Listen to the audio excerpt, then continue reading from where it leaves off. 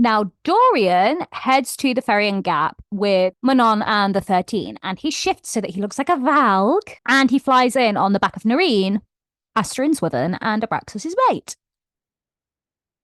Homeboy has no trouble getting in at all, and he lets the 13 know when he returns that none of the matrons are there, none of the older witches. It is just Petra and the 300 Iron Teeth she's in charge of. So Manon heads in and kind of like calls for Petra. The 13 are all there, and she explains to Petra that her grandmother, bitch Blackbeak, is totally planning on ruling over all of the Iron Teeth witches as High Queen, and that she wants to maneuver herself to get rid of the heads of the Blue Blood and the Yellow Legs clans and just be in charge all herself. That's Manon's grandmother's endgame in this. Grandma wants to abolish this idea of three separate clans and just rule over everybody as one big Iron Teeth unit. Manon gives this big speech to all of the Iron Teeth witches there, basically saying, look, I think you should join Team Galathinius, sack off everybody else, otherwise you're going to lose any autonomy you have. And she and the 13 turn around and F right off. Total mic drop.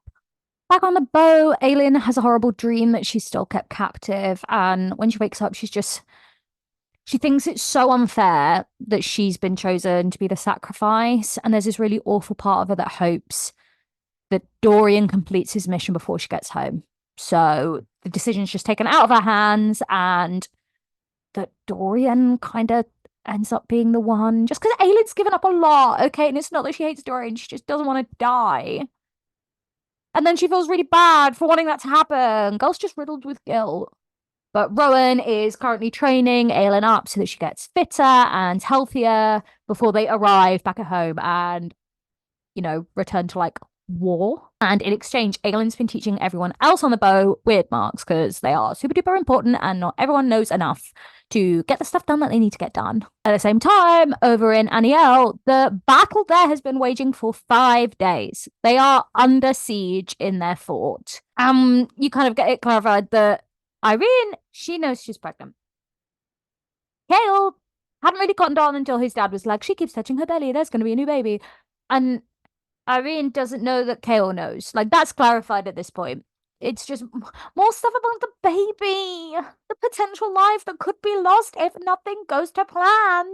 Yeah, sorry, I just got so emotional at the thought of something happening to Irene and the baby that I yeeted my iPad across the room, not the camera. My bad. Luckily for everybody, Hussar arrives. She's got all the cavalry. The rooks might have flown ahead, but now the land army are there, and we are getting like fights out on the plains. Now, Adian and his armies, they're nearing Paranth, saying that the Marath soldiers are like a day behind them. They're going to catch them up. And as they're fighting, you find out that the shield Adian fights with, it's called Rose Shield, and it is a like family heirloom of Aelin's. Aelin's dad used to fight with it and had it, and Adian had totally forgotten to tell Aelin that he's got what would, I guess, be her shield that he's fighting with now. Now, the Marath army, it starts coming towards them over a frozen lake. So the Fae on the Terracin army side, they break the ice, and a load of the Marath army fall into the water and die that way. Lysandra has been fighting in like Wyvern form, but they are definitely losing this fight. The Marath army have caught them up. It's all really bad. And some of Adian's soldiers start in the battle. And Lysandra knows, oh no, we are getting like an actual morale issue are coming up.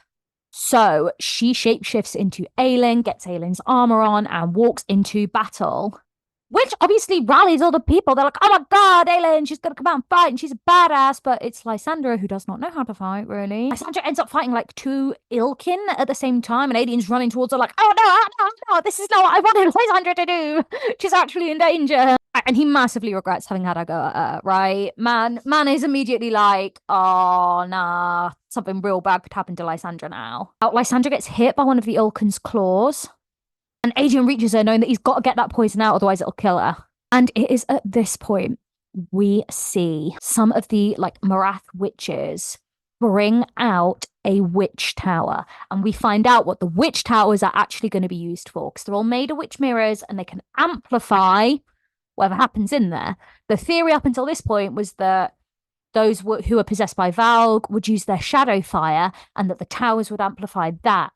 But it's so much worse because it turns out, very, very, very important plot point, that witches, like the Iron Teeth witches, can perform an act called the yielding, where they essentially choose to commit suicide and all of the energy in their body expands out as an explosion, right? They basically like suicide bombers. And what Manon's grandmother has done is she has made these witch towers with the aim of having a witch stand in the tower, commit the yielding, and then having that explosion amplified by all of those mirrors. So the tower gets brought out and we see a yielding for the first time, and we see a yielding on the tower for the first time. And the resulting explosion kills 4,000 of Adian's men. This is a game changer in terms of how this war is going to play out. The absolute devastation. Manon's grandmother has basically made like these massive bombs that are just going to wipe out thousands of the enemy at a time. Not good, not good at all, guys. With this awful, awful news, we obviously have to have it juxtaposed with something better. So Aelin, Rowan, Loken, Fenris, and Gabrielle all arrive at Aniel. So Kale, Hussar, Sartak, Nesrin, Irene, they all get together. We've got like a decent chunk of the group returning. Oh, and a lead, Ovs. I don't even know if I mentioned Logan. And when Aelin sees that Kale is up and walking again, she hugs him. It's so cute. Their reunion's great. Because things were like so crummy before, and now it's like, I'm just so glad you're alive. You're my friend. Before anything else, there's that human element to everything going on too. And then we get the gag of Aelin recognizing Irene and being like, "What are you doing here?" And Irene's like, "I'm Gale's wife." Aelin gets to be like, "I've married Rowan. Oh my god." Like both of them there and both of their bays there. And Irene shows Aelin the letter that she's always kept on her, and it's like, they were always meant to find these people. They were all meant to be together. Yay! She catches Kale and Irene and Team Southern Continent up on the fact that Gavriel, who's with them, that's Adian's dad. And Kale's like, whoa. I kid you not, as they're all there strategizing, it's really, really cute. Who walks in? Vulcan. And he's looking all young again. This is where we get 100% confirmation that he is the merchant that Selena Sardothien got that Stygian spider silk from all the way back in Assassin's Blade. Because we get a second, oh my god, what are you doing here?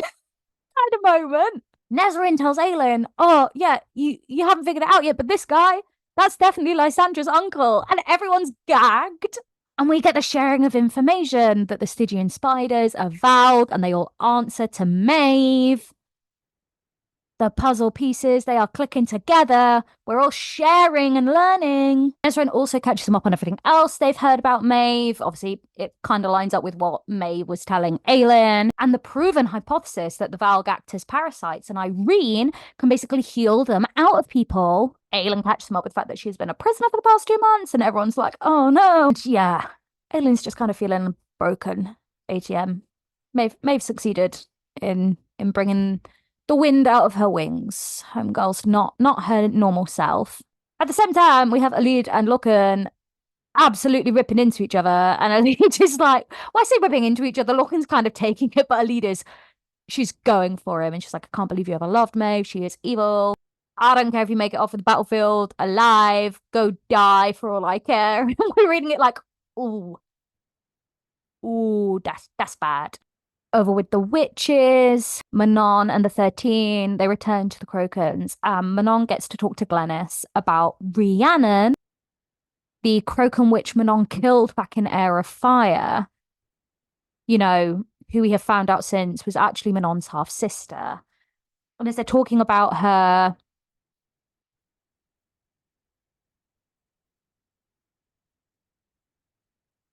Manon asks Glennis, look, did Rhiannon believe that the witches could change. Like Iron Teeth witches could be good. And Glennis says, yeah, Rhiannon totally believed that. And she wanted to find you because you're her sister and she wanted you to rule the witches together, reunite Iron Teeth and Croken so that we could all go back to our homeland and the curse will be broken. That's what Rhiannon believed. At the same time, this real deep combo is happening. Dorian, he's figured out how to turn into a raven, but Homeboy can't fly. So he's trying to learn how to do that. Up north, Lysandra wakes up in a tent.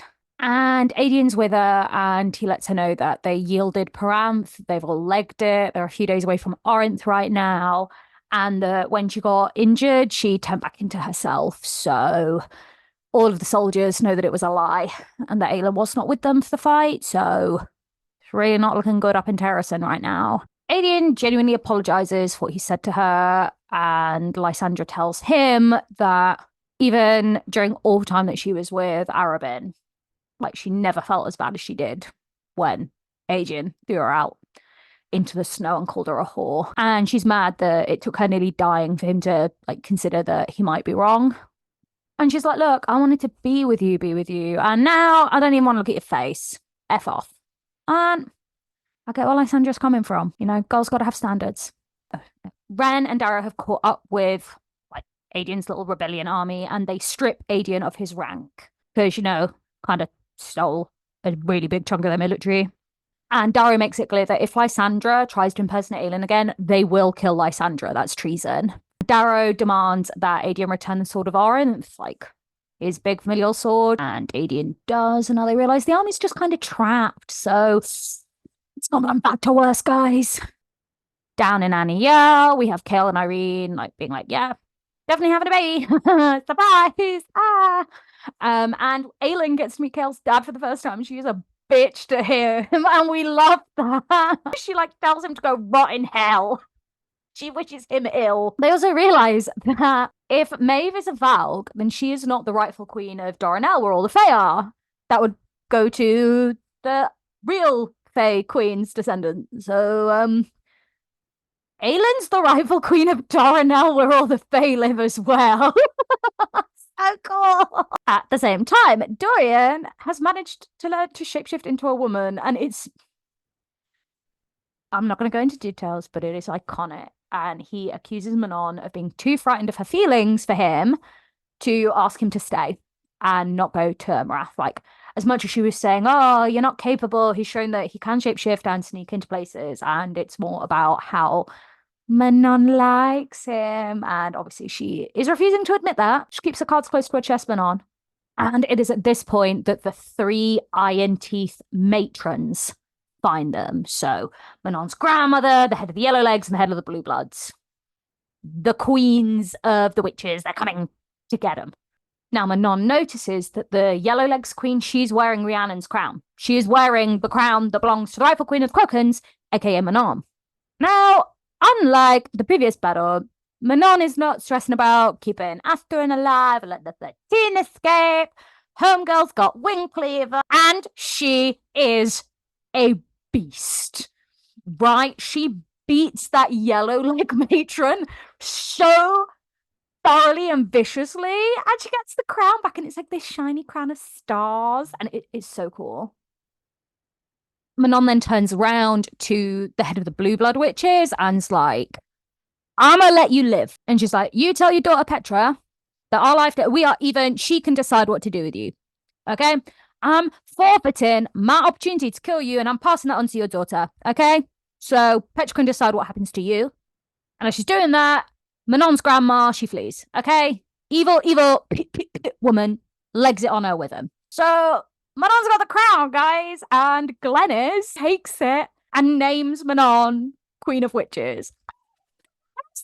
Back in Aniel, Rowan has started to get worried that he hasn't seen Aelin use any of her magic since she was rescued, and Fenris reveals that Cain was torturing Aelin with fire, and Rowan's like, oh my gosh, she might have some PTSD around that.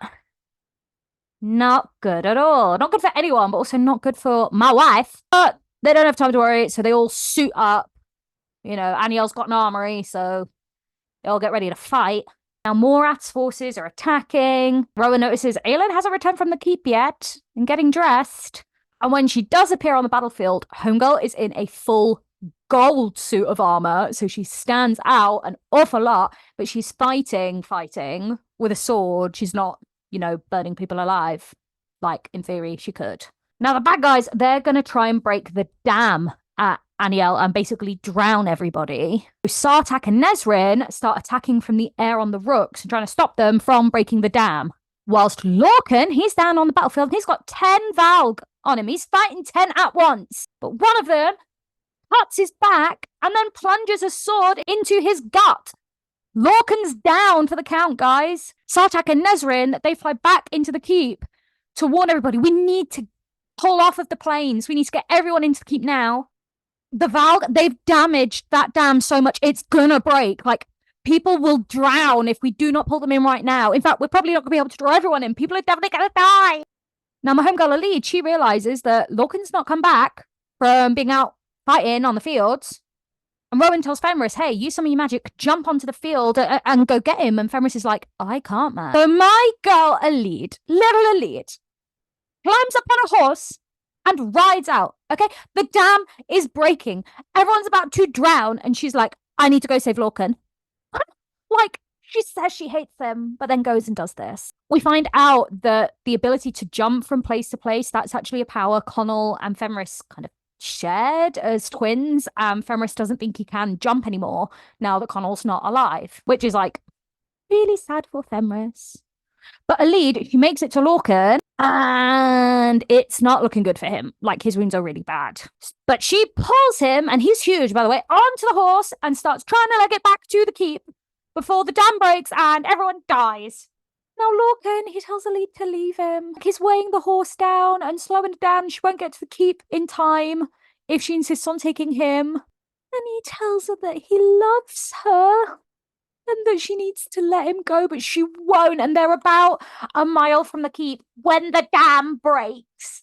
And just as you think, Alid and Lorcan are going to die and all of the other people out on the plains are going to die, my queen, Aelin Ashrither Whitethorn Galathinius, flies out on Bort's Rook, and Rowan realizes Homegirl's not been using her magic because she's been building it up. She's building up reserves because when she meets Erwin, she wants to kill him bad, right? And so she's been building it all up, saving it. But if it's a choice between getting her revenge and letting like Alid die and a load of innocent people die, she's not going to do that. And so Aelin unleashing, we're talking about like a lot of water, like an entire dam, exploding water is rushing towards them. And Homegirl simply puts out her arms and releases so much raw, powerful, unfiltered fire that it evaporates. It all evaporates like some kind of ephemeral entity.